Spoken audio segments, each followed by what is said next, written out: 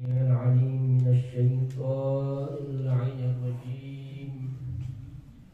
بسم الله الرحمن الرحيم.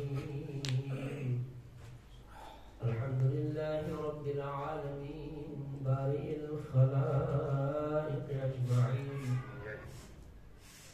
والصلاة والسلام والتحية والإكرام على سيد الأنام رحمة للعالمين، البشير النذير، السراج المنير، الطهر الطاهر، الرسول المسدد، المصطفى الأمجد، حبيب إله العالمين أبي القاسم المصطفى محمد.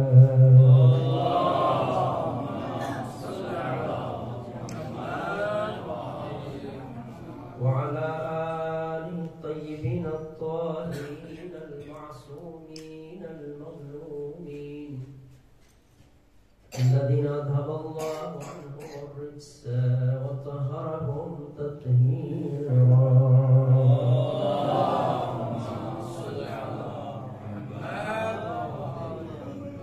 واللعنة الدائمة الأبدية على أعدائهم أجمعين من يوم عداوتهم إلى قيام يوم الدين. أما بعد، فقد قال مولانا أمير المؤمنين علي بن أبي طالب في وصيته لابنيه الحسن والحسين: وأعرض عليه أخبار الماضين، وذكره بما أصاب من كان قبلك من الأولين، وسر في ديارهم وآثارهم، فانظر ما فعلوا عما انتقلوا وأينما حلوا ونزلوا. وقال عليه السلام: فزت ورب الكعبة. درود جي محمد.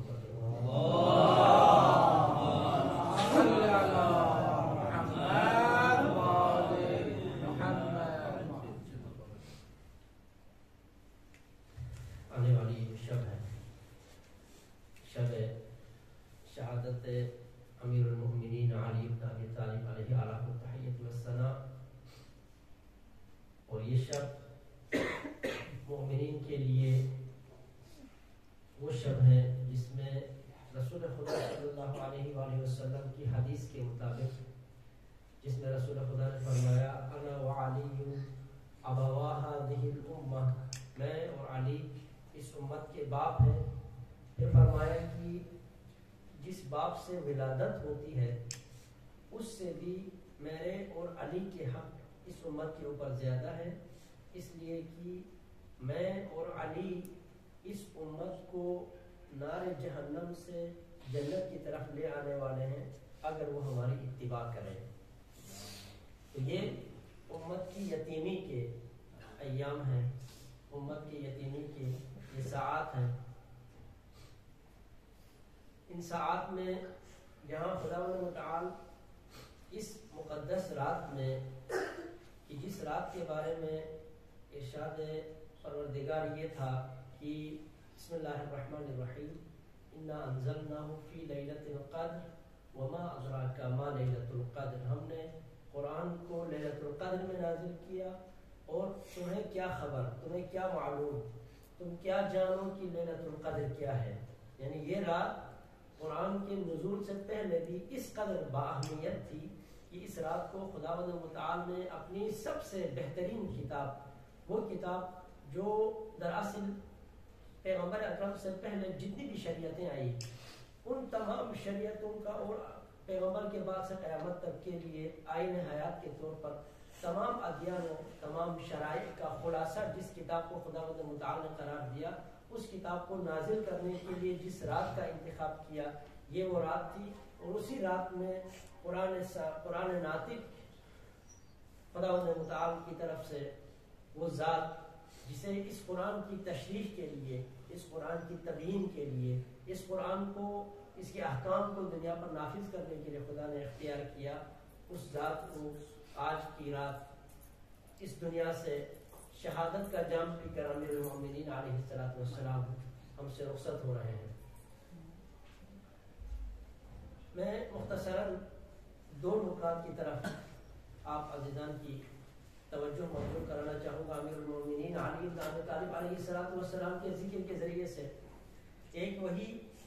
جو امیر المومنین علیہ الصلوۃ والسلام نے اپنی وصیت میں ارشاد فرمایا کہ اپنے نفس کے اوپر، اپنے عقل کے اوپر ماضین جو گزشتگان ہیں ان کی باتیں،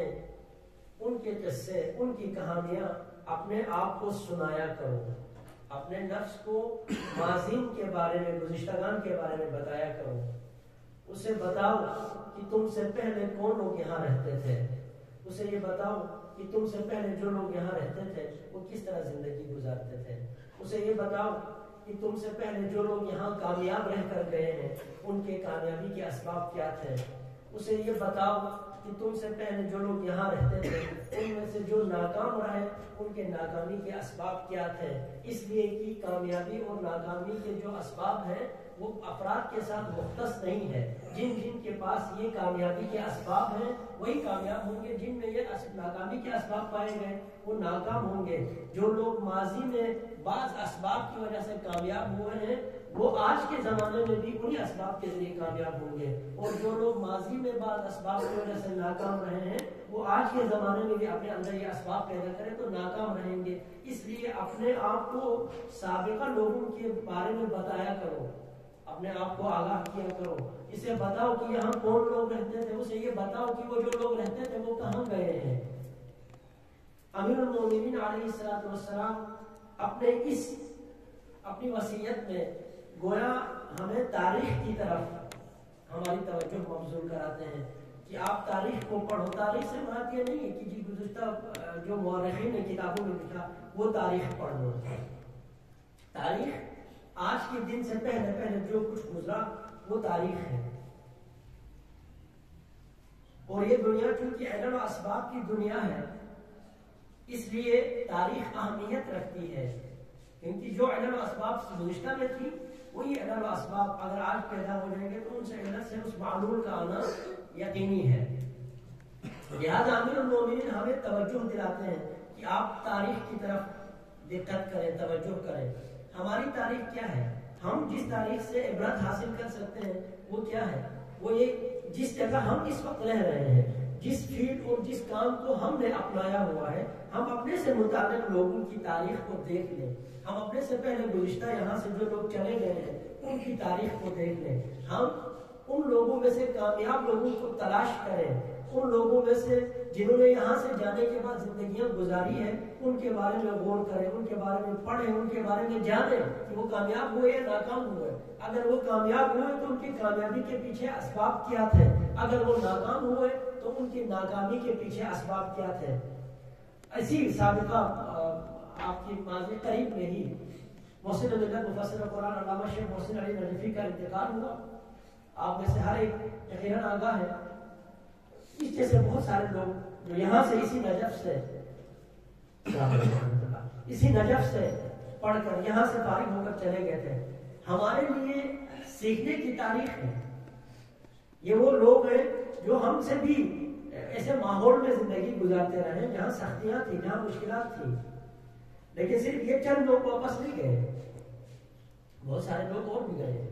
بہت سارے لوگوں کے بارے میں ہم جانتے نہیں ہیں انہوں نے زندگی کہاں کی اور کس طرح اس دنیا سے چلے گئے،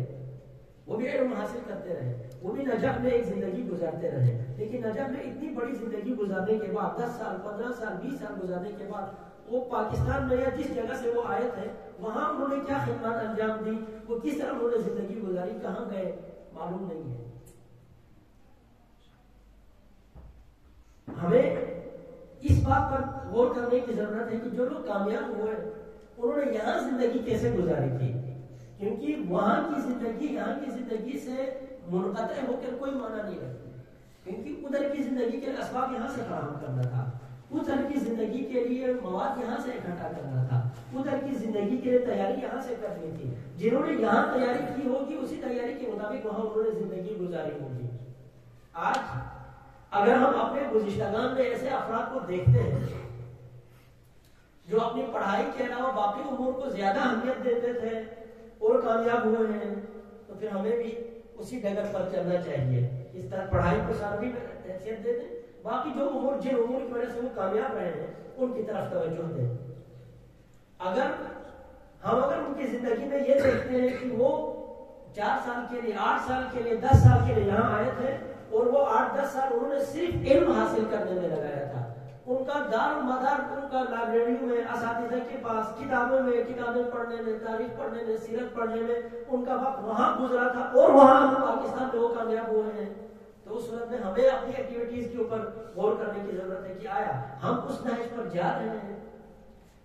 انسان اس لیے شیخ مرتضیٰ مطہری فرماتے ہیں کہ باقی جانوروں اور انسان میں جو بنیادی فرق ہے وہ عقل شعور وغیرہ جو کہا جاتا ہے علم, آپ فرماتے ہیں یہ بہت سارے جانوروں میں ہماری طرح شعور پایا جاتا ہے, عقل پایا جاتا ہے. ایک چیز جس سے انسان بلا استثناء باقی جانوروں سے باقی جانداروں سے ممتاز ہے وہ تجربے سے سیکھتا ہے. وہ فرماتے ہیں کہ بہت سارے جاندار ایسے ہیں جن کی زندگی بہت منظم ہے, انسانوں سے زیادہ منظم ہے, لیکن وہ زندگی آج منظم نہیں ہوئی, وہ تجربے کی بنیاد پر نہیں ہوئی. وہ فطرتاً ایسے منظم تھے اور جس منظم انداز سے وہ شروع سے زندگی گزار رہے ہیں آج بھی اسی منظم انداز سے زندگی گزار رہے ہیں. ان کی زندگی میں کوئی, حالانکہ وہ اتنا منظم اگر ہے تو ان کی زندگی کو بہت آگے جانا چاہیے تھا لیکن نہیں گئے, وہ اسی طرح زندگی گزار رہے ہیں. کچھ جانور ایسے ہیں جو بعض خاص جہاد میں تیز ہیں, وہ اسی طرح کر رہے ہیں لیکن ان میں آگے کوئی ترقی نہیں ہوئی. صرف انسان ہے جو اپنے سے ماتحت لوگوں کے تجربے سے سیکھتا ہے اور آگے بڑھتا ہے. انسان کی خصوصیت اور انسان کی ترقی کا راز یہ ہے. انسان کی ترقی کا راز یہ ہے کہ انسان تجربات سے اپنے تجربے سے صرف نہیں دوسروں کے تجربات سے سیکھتا ہے. اسی لیے جس بندے نے یہ بلب بنایا وہ انہوں نے تجربات کیے, تقریباً 1000 دہاتوں کے اوپر تجربہ کیا, نہیں بلب بنا پایا. بلب جب نہیں بنا پایا تو اس کی لیبارٹری میں کام کرنے والے لوگوں نے کہا کہ ہم کامیاب نہیں ہوئے, ناکام ہوئے, جو کام ہم نے شروع کیا تھا اس میں ناکام ہوئے. انہوں نے کہا یہ مت کہو ناکام ہوئے, ہم کامیاب ہوئے ہیں, اس لیے کہ ہم نے انسانوں کو یہ کم از کم بتا دیا ہے کہ 1000 جو تجربے ہم نے کیا ہے ان سے بلب نہیں بنتا. اب ہمارے بعد جو لوگ آئیں گے وہ 1001 والے کسی اور دہات کے اوپر تجربہ کرے گا, ان 1000 چیزوں پر وہ تجربہ نہیں کرے گا. انسان سیکھتا ہے, انسان یہ نہیں کرتا پھر 1100 چیزوں پر خود تجربہ کرے. وہ جس بندے نے تجربہ کیا اسے سیکھتا ہے آگے. تو گویا اس نے کہا کہ ہم 1000 قدم آگے انسانیت کو لے کر آگے آئے ہیں, 1000 قدم انسانیت کو آگے ہم لے کر آئے ہیں. یہ انسان کی خصوصیت ہے, اسی سے انسان ممتاز ہوتا ہے. اس لیے امیر المومنین علیہ السلام امام حسن مجتبی علیہ السلام کو, اس امام کو جس کے بارے میں رسول خدا یہ فرماتے ہیں کہ حسن زمین پر بیٹھے بیٹھے عرش الہی کا لوح محفوظ کا مطالعہ کرتے ہیں. امام حسن مجتبی علیہ السلام کے بارے میں رسول کا یہ فرمان کہ حسن لوح محفوظ کا مطالعہ کرتے ہیں زمین پر بیٹھے. اس حسن کو وصیت فرما رہے ہیں بیٹا اپنے آپ کو گزشتہ لوگوں کی تاریخ بتایا کرو, گزشتہ لوگوں کے بارے میں غور و فکر کیا کرو. اس لیے کہ امام حسن کو گویا وسیلہ بنا رہے ہیں, امام حسن علیہ السلام کو واسطہ بنا رہے ہیں ہم تک بات پہنچانے کے لیے. لیکن امیر المومنین اس بات کا مخاطب ہم کو قرار نہیں دیتے, امام حسن مجتبی کو قرار دیتے ہیں تاکہ ہم اہمیت کو جانے کہ کس قدر اہم ہے یہ کام. یہ بہت اہم کام ہے, اس لیے کہ یہاں سے روشنی ملتی ہے, اس لیے کہ یہاں سے ہدایت ملتی ہے. یہ وہ چیزیں ہیں جس میں کسی کے بتانے کی ضرورت نہیں ہوتی, واعظ و نصیحت کی ضرورت نہیں ہوتی. ہم خود اپنے طور پر بیٹھ کر جب ہم سے پہلے والے لوگوں کے بارے میں سنتے ہیں, دیکھتے ہیں کس طرح کامیاب ہوئے, ہمیں اپنا نفس بتا دیتا ہے کہ آپ کو کس راستے پر چلنا چاہیے. ہمیں اپنی عقل بتاتی ہے کہ اس وقت جس راستے پر ہم چل رہے ہیں یہ کامیابی کا راستہ ہے یا نہیں ہے. کیونکہ انسان جو بھی کرتا ہے بالآخر کامیاب صرف وہی ہے جو انجام کے اعتبار سے کامیاب رہا. کامیاب صرف وہی ہے جو انجام کے اعتبار سے کامیاب رہا. اس لیے مومن ہمیشہ دعا کرتا ہے اللہم اجعل عواقب امورنا خیرا, خدایا ہماری عاقبت بخیر فرما. جو کام ہم کرتے ہیں ہمیں روزانہ ہم کامیاب ہوتے ہیں, ہر امتحان میں کامیاب ہوتے ہیں، لیکن اصل سوال یہ کہ جو آخری امتحان ہے جس سے نتیجہ نکلنا ہے، وہ جو آخری امتحان ہے جس کے مطابق زندگی گزارنی ہے، اس میں کامیاب ہوتا ہے یا نہیں ہوتا۔ آپ نے اپنی زندگی میں بہت سارے طلاب کو دیکھے ہوں گے جو اپنے اسکول کے زمانے میں، کالجز کے زمانے میں ٹاپرز ہوتے تھے، اچھے نمبر دیتے تھے، لیکن جب یونیورسٹیز کے اندر جاتے ہیں، جب ان امتحانات میں پہنچتے ہیں جو اصل جن کا اثر ہونا ہے وہاں رہ جاتے ہیں۔ اللہم اجعل عواقب امورنا خیرا، تو وہ جو کامیابی پہلے ملتی رہی ہے وہ پھر سب کچھ بھول جاتے ہیں، اس کی کوئی اہمیت نہیں ہوتی۔ اور کچھ لوگ ایسے ہوتے ہیں جو اپنے زندگی کے آغاز میں، تعلیمی سفر کے آغاز میں اتنے قابل نہیں ہوتے ہیں، لائق ذکر نہیں ہوتے ہیں، مظاہرہ کر کے پاس کر کے نکل آتے ہیں، لیکن جن جگہوں پر، جن زندگی کے مرحلوں میں وہ حقیقی امتحان ہوتا ہے وہاں کامیاب ہوتے ہیں، اور انہیں کا نام ہوتا ہے، وہی معروف ہوتا ہے، وہی زمانے کو معلوم ہوتا ہے کہ یہ لوگ کون ہیں، یہ کامیاب لوگ ہیں۔ لہذا عاقبت کی ہمیں فکر کرنی چاہیے۔ آج ہم بھی جس جگہ پر بیٹھے ہیں یہاں ہمیں اپنے بارے میں غور کرتے رہنا چاہیے کہ میں جس طریقے سے کام کر رہا ہوں اس کی عاقبت کیا ہے، بالآخر نتیجتاً میں کامیاب ہونے جا رہا ہوں یا نہیں جا رہا ہوں۔ آخرت اس جو طریقہ میں نے اختیار کیا ہے اس طریقے کا مجھے معاشرے میں فائدہ حاصل ہوگا یا نہیں ہوگا، اس طریقے سے میں اپنے معاشرے میں ایک باعزت زندگی گزار سکتا ہوں یا نہیں گزار سکتا۔ یہ اپنے آپ سے روزانہ پوچھنے کی ضرورت ہے کہ جس طریقے کار کے ساتھ میں چل رہا ہوں عاقبت بخیر ہوگی یا نہیں ہوگی۔ اللہم اجعل عاقبۃ امورنا خیرا، ہماری عاقبت بخیر فرما۔ میں آج اپنے آپ کو، جب میں امیر المومنین علیہ السلام کے حرم میں جاتا ہوں، جب میں لائبریری کے دروازے پر پہنچتا ہوں تو آپ یقین کریں مجھے ایسا لگا کہ میں ایک مجرم ہوں جس نے یہاں زندگی گزاری، 8 سال 10 سال زندگی گزاری، لیکن اس لائبریری سے استفادہ نہیں کیا جس سے میں استفادہ کر سکتا تھا۔ آج جب اس لائبریری سے ہاتھ دھو کے چلا گیا ہوں اب احساس ہوتا ہے کہ میں نے کیا چیز کھویا ہے۔ میں جب کلاسوں کے دروازے پر پہنچتا ہوں تو مجھے یہ احساس ہوتا ہے کہ میں مجرم ہوں، اس لیے کہ جس طریقے سے مجھے پڑھنا چاہیے تھا میں نے نہیں پڑھا، جس وقت مجھے جس طریقے سے یہاں وقت گزارنا چاہیے تھا اس طرح نہیں گزارا۔ بہت بیکار نہ بھی گزارا ہو لیکن پھر بھی مجھے بہت اور کام جن میں نے ہاتھ ڈالا، مجھے اب گمان یہ ہوتا ہے کہ میں کچھ بھی مجھے نہیں کرنا چاہیے، صرف اپنی پڑھائی کی طرف توجہ دینی چاہیے تھی، صرف اپنی کتابوں سے تعلق رکھنا چاہیے تھا، لائبریری میں میرا آنا جانا زیادہ ہونا چاہیے تھا، لائبریری کی ایک ایک کتاب کے بارے میں مجھے آشنائی ہونی چاہیے تھی۔ آج مجھے جا کے کتابیں ڈھونڈنی نہیں پڑنی چاہیے، مجھے پتا ہونا چاہیے تھا امیر المومنین کی لائبریری میں کون سی کتاب کہاں ہے، کس موضوع پر کہاں کتاب ہے، اس لیے کہ عاقبت بالآخر کسی سے واسطہ پڑتا ہے، بالآخر اسی سے واسطہ پڑتا ہے۔ میں یہاں اور کیا کام کرتا رہا ہوں، میں کون سی خدمات انجام دیتا رہا ہوں، جس کو ہم خدمات کا نام دیتے ہیں، وہ خدمات میں نے انجام دیا یا نہیں دیا، وہ معاشرے میں ان میں سے کوئی ایک کام بھی فائدہ مند نہیں ہے۔ معاشرے میں اگر لوگوں کے لیے ہدایت کا سامان فراہم کرنا ہے تو وہ صرف یہ ہے کہ ہم اپنی تعلیم کی طرف توجہ دیں، ہمارا آنا جانا لائبریری میں ہو، ہمارا اٹھنا بیٹھنا اساتذہ کے ساتھ ہو، ہماری گفتگو علمی باتوں کے اوپر ہو، ہمارا موضوع علمی باتیں ہو، ہم جو کچھ کر رہے ہوں اس کا محور تعلیم ہو، تعلیم ہو، بس تعلیم ہو، اس کے علاوہ کچھ نہ ہو۔ اس لیے کہ ہمیں اپنے گزشتگان کی جو سیرت ہے، جو تاریخ ہے، جو یہاں سے گزرے ہیں، یہاں سے گئے ہیں، اپنے معاشروں میں کامیاب ہوئے، تو ہمیں ملتا ہے کہ یہ لوگ یہاں اس طرح کی فعالیت والے لوگ نہیں تھے۔ کچھ باتیں ایسی ہیں جو جب تک انسان کے اوپر خود نہ گزرے اس وقت تک سمجھ نہیں آتی۔ ان میں سے ایک یہ حوضے کی زندگی جب تک چھن نہ جائے اس وقت تک اس کی اہمیت کا اندازہ نہیں ہوتا۔ ہم سے بھی بہت لوگوں نے جو سابقہ ہمارے اساتذہ تھے آتے رہے، بتاتے رہے، لیکن اس طرح درد نہیں ہوتا۔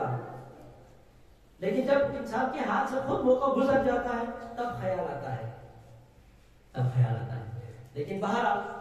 جس بندے میں بصیرت ہے، جسے غور و فکر کرنے کی جس میں استطاعت ہے، جنہیں اپنے آنے والے دنوں کی فکر ہے، ان کے لیے بہرحال یہ تذکر ضروری ہے کہ ہم یہاں مختصر وقت کے لیے ہیں، اور وہ جو کام تعلیم کے علاوہ ہم کرتے ہیں اس کے لیے بہت میدان پڑا ہے، اس کے لیے بہت زندگی پڑی ہے، اس کے لیے اور بھی بہت ساری جگہیں ہیں، لیکن جو چیز یہاں سے مل سکتی ہے اس کے لیے دنیا میں کوئی اور جگہ نہیں ہے جو صرف یہاں سے مل سکتی ہے۔ لہٰذا جو چیز صرف یہاں ہے ابھی وقت اس پہ لگائے، ابھی محنت اس پہ کریں، ابھی ساری توجہ اسی کی طرف رکھیں، ابھی ہمارا اٹھنا بیٹھنا، ہمارا اوڑھنا بچھونا یہی ہونا چاہیے جس کو حاصل کرنے کے لیے ہم یہاں آئے ہیں، اور یہاں کے علاوہ کہیں ملنا نہیں ہے۔ امیر المومنین علیہ السلام شاید اسی وجہ سے امام حسن مجتبی کو مخاطب کر کے فرماتے فرماتے ہیں اپنے صالحین کو پڑھو، صالحین کے گزشتگان کی تاریخ اپنے آپ پر بار بار پیش کرتے رہو، اور یہ اپنے آپ سے پوچھتے رہو کہ یہ لوگ کہاں گئے ہیں، کہاں گئے یہ لوگ، جو لوگ یہاں سے گئے تھے وہ کہاں ہیں، اور جو مختلف معاشروں میں ہے وہ کس حال میں ہے، وہ کس حال میں ہے، وہ باعزت زندگی گزار رہے ہیں یا نہیں گزار رہے ہیں، وہ معاشرے کے لیے مفید واقع ہو رہے ہیں یا نہیں ہو رہے ہیں۔ اگر وہ معاشرے کے لیے مفید واقع ہو رہے ہیں تب بھی ان کے اعلان و اسباب کے اوپر غور کرو، اور اگر وہ مفید واقع نہیں ہو رہے تب بھی اعلان و اسباب کے اوپر غور کرو، پھر اپنے اوپر ان کو اپلائی کر کے دیکھو میں کہاں ہوں۔ ہم اپنے آپ کو ابھی اپنے معاشرے میں، جس معاشرے میں ہم نے جانا ہے اس معاشرے میں ہم نے کہاں ہونا ہے اس کو ہم ابھی دیکھ سکتے ہیں۔ مومن کے بارے میں جس طرح کہا جاتا ہے کہ آخرت کے بارے میں مومن کو اس دنیا سے جانے سے پہلے اب آخرت میں اپنی منزل کا پتہ چل جاتا ہے میں نے کہاں ہونا ہے۔ مفسر قرآن یہ بار بار علامہ محسن ندوی رحمۃ اللہ علیہ فرمایا کرتے ہیں کہ مدرسہ ہماری دنیا ہے، معاشرہ ہماری آخرت ہے،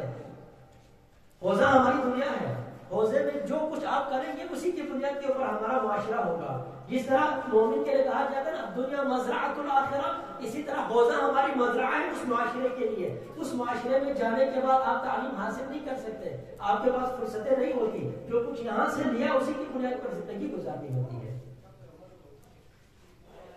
اس لیے اس عنوان سے میں آپ میں سے ہوں، آپ ہی کے درمیان رہا ہوں، اور آپ کے درمیان رہنے کے بعد آج میں محسوس کرتا ہوں کہ میں نے وقت ضائع کیا۔ آپ یہاں ابھی بھی رہ رہے ہیں، آپ کے پاس ابھی بھی فرصت ہے، آپ کے پاس ابھی بھی وقت ہے، اپنے وقت کو اور اس جگہ کو اور اس فرصت کو سمجھیں اور اس کا صحیح استعمال ہمیں سے سب کو معلوم ہے، ایسا نہیں کہ ہمیں سے کسی کو معلوم نہ ہو۔ دیکھیے اپنے آپ کو منوانے کی ضرورت ہے، جس طرح کہتے ہیں یا ایھا الذین آمنوا آمنوا، اے ایمان والو ایمان لاؤ۔ ہمارا ایمان ہے، ہمیں معلوم ہے جس طرح ہم زندگی گزار رہے ہیں اس زندگی کا آگے نتیجہ کیا ہے ہمیں معلوم ہے، لیکن اس کو تبدیل کرنے کی طرف توجہ نہیں دی۔ یا ممکن ہے ہم ایسے بات نہیں سوچا کہ اب تبدیل نہیں کیا جا سکتا۔ ایک مومن کو، ایک ایسے انسان کو جسے خدا کے اوپر بھروسہ ہے، ایک ایسے انسان کو جسے یہ بھروسہ ہے کہ خدا جسے چاہے جس وقت چاہے تبدیل کر سکتا ہے، جس کا دعا پر اطمینان اعتماد ہو، جس کا یقین دعا کے اوپر ہو، اسے کبھی مایوس نہیں ہونا چاہیے۔ زندگی آج تک جیسے بھی گزاری ہے، آج سے اگر ہم فیصلہ کریں کہ میں اپنا وقت صرف تعلیم کو دوں گا، میں پڑھائی کی طرف توجہ دوں گا، میرا آنا جانا زیادہ لائبریری کے ہو سکتا ہے، ہو سکتا ہے۔ اور یہ روایت ہمیں بتاتی ہے جو شخص 40 دن تک اپنے آپ کو خدا کے لیے خاص کر دے، مخلص کر دے، صرف 40 دن خدا کے لیے کام کرے، صرف 40 دن خدا کے لیے اپنے آپ کو اگر وہ مخلص کر دیتا ہے تو حکمت کے چشمے اس کی دل سے زبان پر آ جاتے ہیں، 40 دن میں آ جاتے ہیں، 40 دن میں آ جاتا ہے حکمت کے چشمے۔ یہ ہمارا اعتماد ہے، ہمارا یقین ہے۔ ہم جن کو مانتے ہیں انہوں نے خبر دی ہے، اور بہت سارے ہمارے پاس ایسے واقعات ایسے موجود ہیں جن میں ہم نے دیکھا کہ ایسا ہوا ہے۔ صرف توسل کی ضرورت ہے، صرف توجہ دینے کی ضرورت ہے۔ ان اللہ لا یغیر ما بقوم حتی یغیروا ما بانفسہم، جس طرح یہ ترجمہ کیا جاتا ہے خدا نے آج تک اس قوم کی حالت نہیں بدلی نہ ہو جس کو خیال آپ اپنے حالت کے بدلنے کا، صرف اپنے حالت کو بدلنے کے خیال سے نہیں تبدیل ہوتا، بلکہ آیت کیا ہے حتی یغیروا ما بانفسہم، جس حالت میں وہ ہے، یعنی جن خصوصیات کا وہ حامل ہے، جن کیفیات میں یہ مبتلا ہے، جن عادتوں کے ساتھ یہ بندہ زندگی گزار رہا ہے، ان عادتوں ان خصلتوں کو جب تک نہ بدلے اس وقت خدا کسی کو نہیں بدلتا۔ یہ نہیں کہ وہ بغیر بیٹھے وہ کر لے کہ میں آج تبدیل کر دیتا ہوں، اپنے آپ کو تبدیل کر دیتا ہوں، اپنی عادتوں کو نہیں تبدیل کرتا، اپنے روزمرہ کو تبدیل نہیں کرتا، اپنے اوقات کو تبدیل نہیں کرتا، صرف نیت کر لیتا میں تبدیل ہو جاؤں گا۔ خدا تبدیل نہیں کرتا کسی کو۔ حتی یغیروا ما بانفسہم، جس حال میں جن عادتوں جن خاصلتوں کے اوپر وہ قائم ہے، جب تک وہ ان کو تبدیل نہیں کرے گا خدا اس کو تبدیل نہیں کرتا۔ اس کا مفہوم یہ ہے کہ جب وہ ان خاصلتوں کو تبدیل کرتا ہے تو اس کی نیت کا صادق ہونا معلوم ہو جاتا ہے۔ یعنی اگر میرے اندر یہ برائی ہے کہ میں زیادہ سوتا ہوں، میں اپنی زیادہ سونے کی خصوصیت کے ساتھ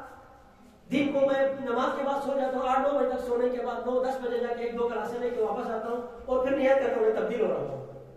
اس سے تبدیلی نہیں آئے گی۔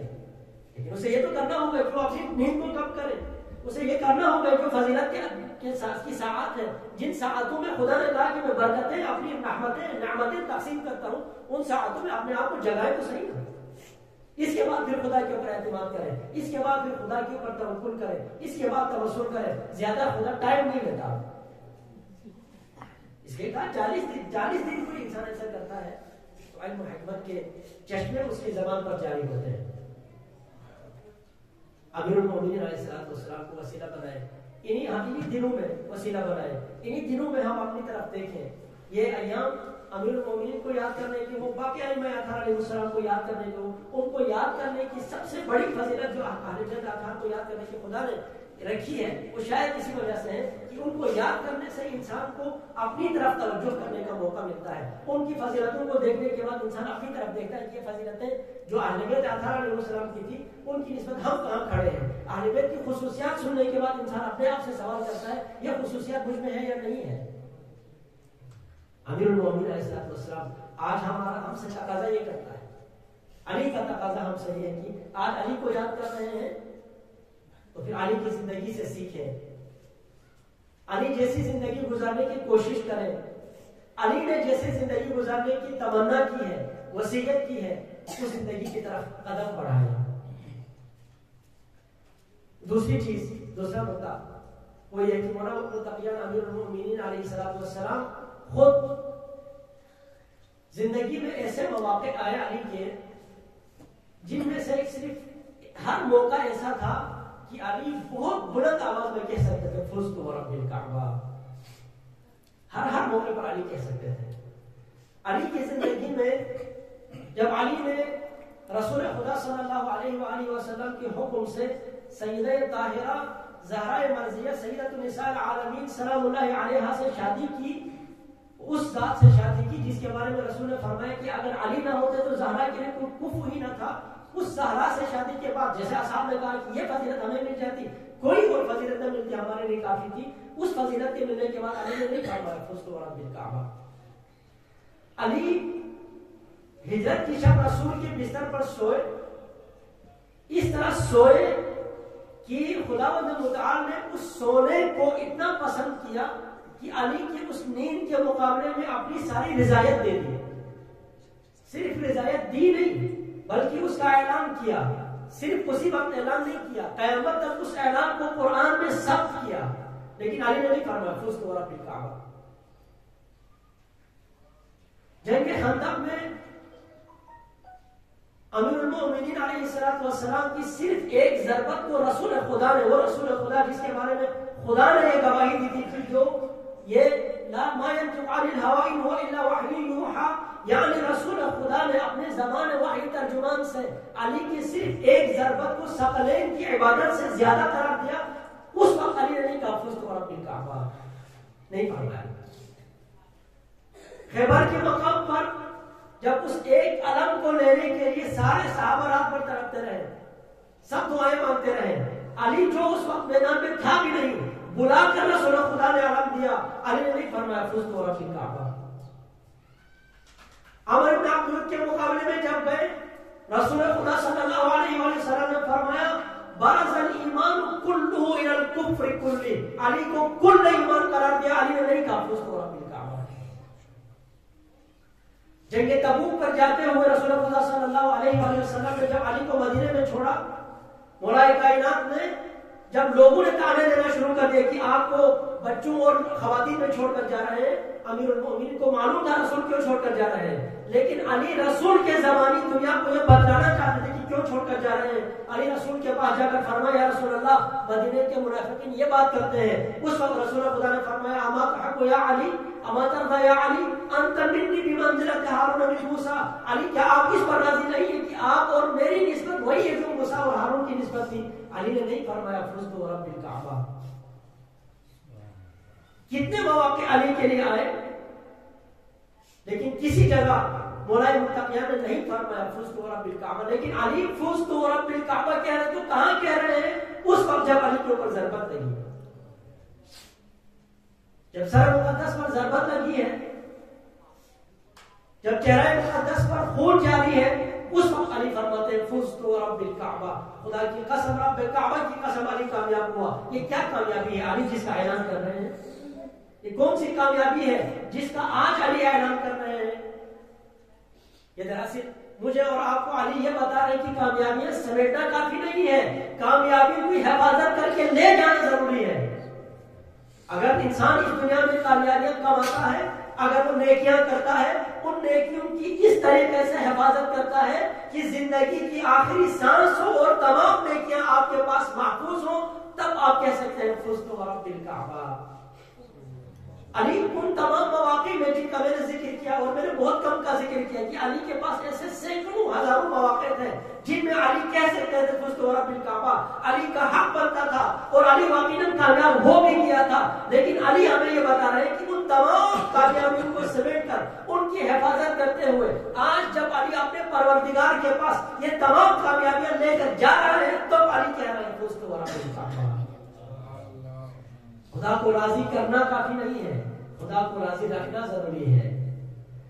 مختلف امتحانات میں کامیابی بعض ہوگا، کسی امتحان میں کامیابی ملی، بعض ہوگا کسی امتحان میں کامیابی ملی، یہ امتحان میں کامیابیاں آپ کے لیے کافی نہیں ہے۔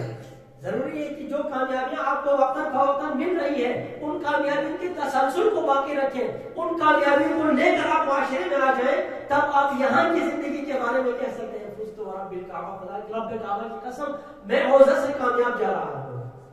میں جس مقصد کے لیے آیا تھا وہ مقصد کامیابی کے ساتھ لے کر جا رہا ہوں۔ خدا متعال کی رضایت، خدا کو راضی کرنا، یہی سب سے بڑا مرحلہ ہوتا ہے، یہی انسان کے لیے سب سے اہم چیز ہے،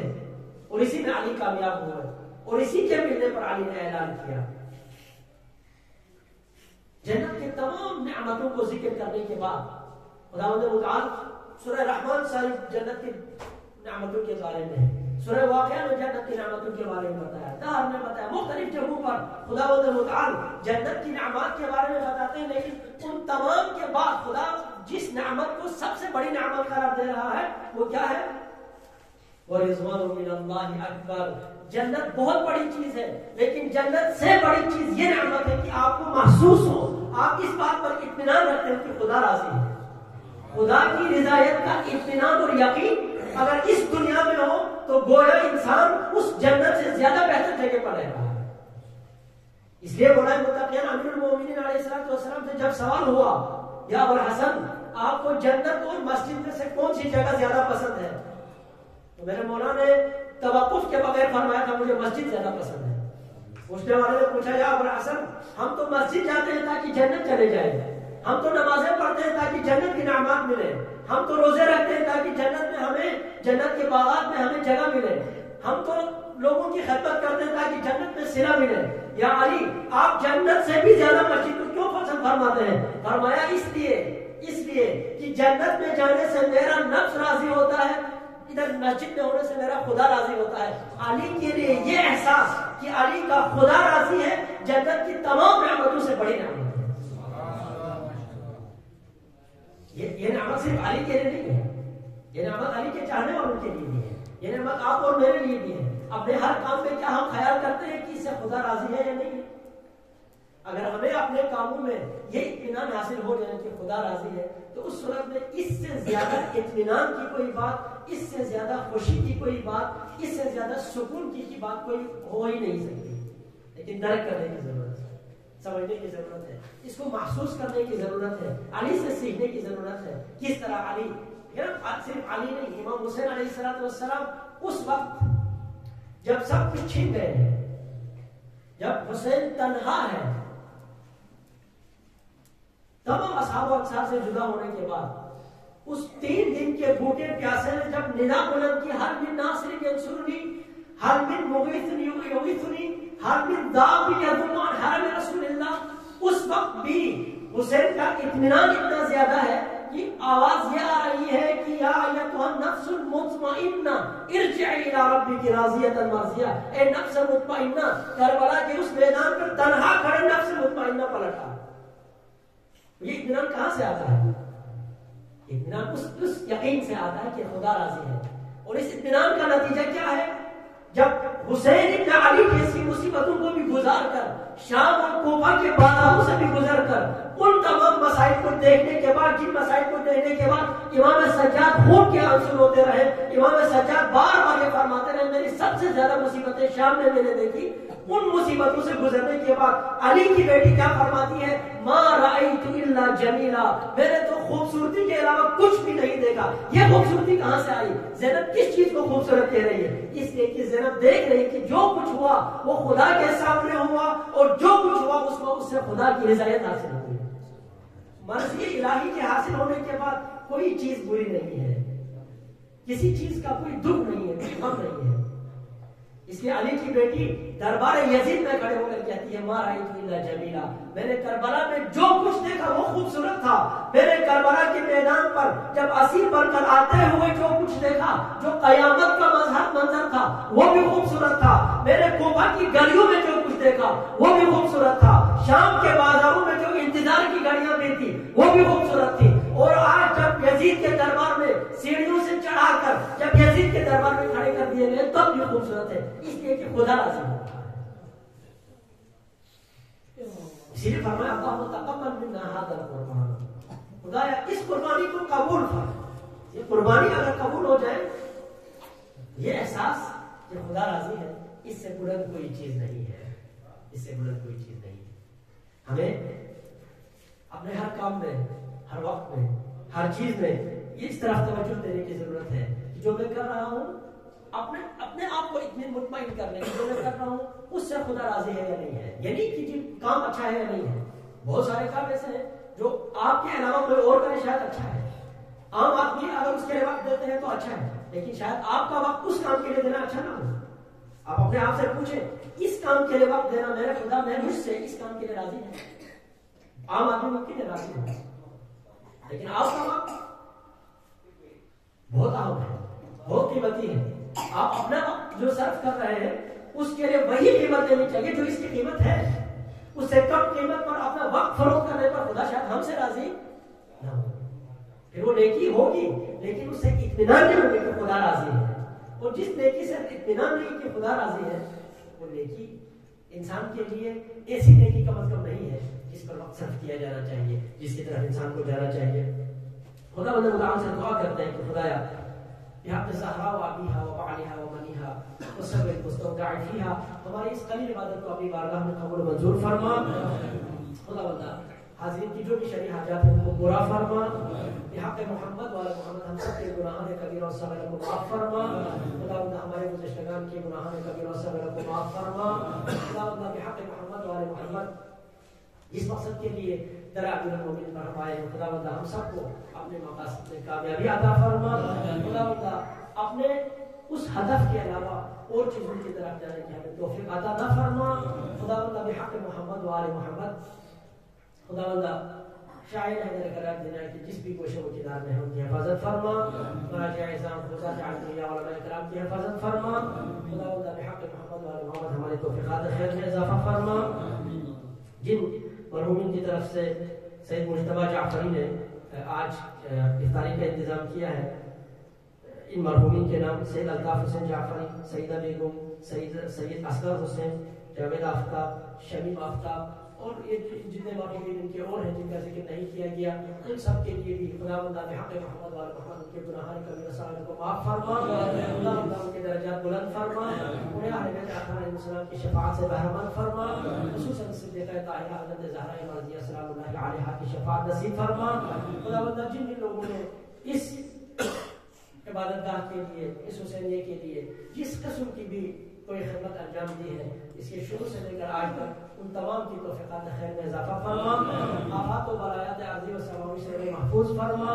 جو لوگ اب بھی اس حسینیے کے لیے مختلف انداز سے، مختلف طریقوں سے خدمات انجام دے رہے ہیں، اس کی مالی تعاون کر رہے ہیں، ہر قسم سے جو تعاون کر رہے ہیں، خدا بندہ ان سب کی توفیقات خیر میں اضافہ فرما، ان کی دولت میں اضافہ فرما، ان کی عزت میں اضافہ فرما۔ خدا بندہ بحق محمد و آل محمد ہم سب کی جان، مال، عزت، آبرو کی حفاظت فرما۔ یہ ایام ظاہر ہے ایام حزن ہے، وہ ایام کہ جن میں یہ امت یتیم ہوئی، اور وہ ذات جسے ابو الایتام کہا جاتا تھا، وہ ذات کہ جو یتیموں کے اوپر اس حد تک شفیق ہے کہ کوفے کے یتیموں کے ساتھ علی کا